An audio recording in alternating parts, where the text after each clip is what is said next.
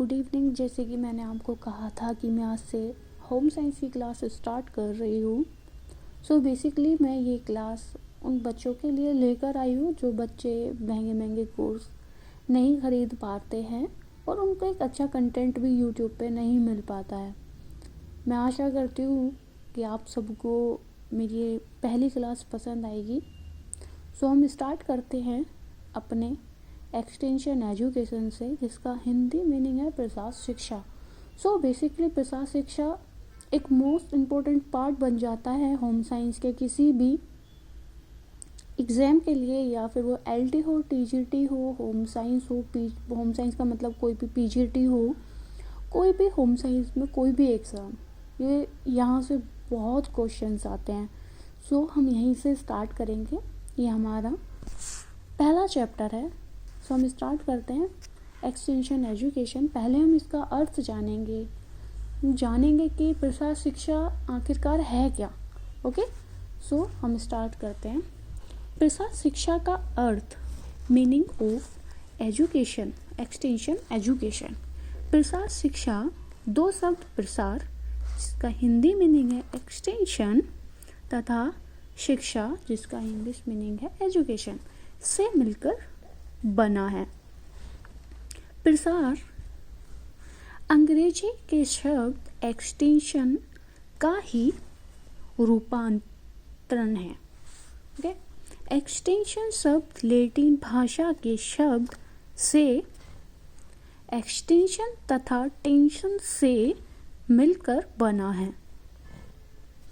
Extension का अर्थ है out, बाहर की ओर, तथा टेंशन का अर्थ है फैलाना, टू स्प्रेड, विस्तार करना या फिर विस्तृत करना।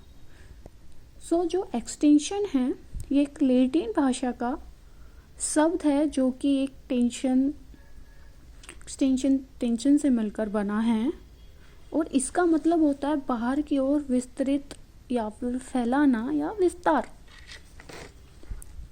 अर्थात प्रसाद शिक्षा वह शिक्षा है, ये शिक्षा विद्यालय अथवा कोई भी सुव्यवस्थित संस्था के सीमाओं से बाहर युवाओं तथा प्रौढ़ों को दी जाती है। यह शिक्षा अत्यंत ही गत्यात्मक, डायनेमिक एवं लचीली है, जो मुख्य रूप से ग्रामीणों, कृषकों, पशुपालकों, दुग्ध उत्पादकों, महिलाओं, ग्रामीणों तथा स्कूल छोड़ने वाले बालकों को दी जाती है। सो बेसिकली जो प्रसार शिक्षा है वो कोई ऐसी शिक्षा नहीं है कि एक व्यवस्थित शिक्षा हो, ये स्कूल से बाहर दी जाती है। ये जो ग्रामीण लोग होते हैं, दुग्ध पालक होते हैं, जो पशुपालक होते हैं, कृषि होती हैं, महिलाओं, गृहिणियों और जो स्कूल छोड़ने वाले बच्चे होते हैं, ये उनको प्रसाद शिक्षा दी जाती है। आई होप कि आपको समझ आ रहा होगा। यह शिक्षा निरंतर चलने वाली शिक्षा है, जिसका कहीं कोई अंत नहीं है। सो ये शिक्षा, इसका कोई अंत नहीं है और आप इसे कभी भी किसी भी उम्र में आप इसको सीख सकते हैं। यह शिक्षा किसी विशेष पाठ्यक्रम से जुड़ी हुई नहीं है और न ही किसी विद्यालय या प्रशिक्षण संस्था के नियमों में बंधकर दी जाती है। यह शिक्षा मूल रूप से ग्रामीणों के दैनिक आवश्यकताओं से जुड़ी हुई है तथा उनकी समस्याओं का समाधान करने में उनकी सहायता करती है, ताकि वे अपने रहन सहन के स्तर के साथ ही जीवन स्तर को ऊंचा उठा सकें।